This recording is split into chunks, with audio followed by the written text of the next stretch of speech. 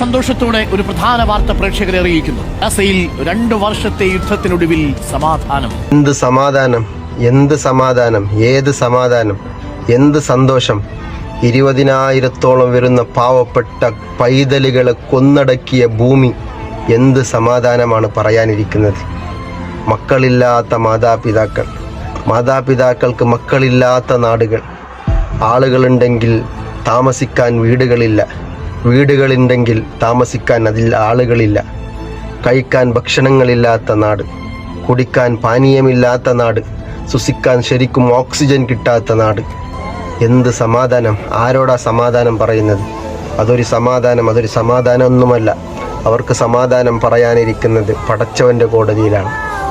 ആരാണോ ഈ കുറ്റകൃത്യങ്ങൾ പാവപ്പെട്ട പിഞ്ചു മക്കളെ എന്തിനു കൊന്നു എന്ന ചോദ്യം അവസാനിക്കുന്നത്, എന്തിന് കൊന്നു എന്ന ചോദ്യത്തിൻ്റെ ഉത്തരം കിട്ടുന്നത് വരെ അവർക്ക് ഈ ലോകത്തിൽ സമാധാനം കിട്ടിയെന്ന് പറയാൻ ഒരാൾക്കും കഴിയൂല.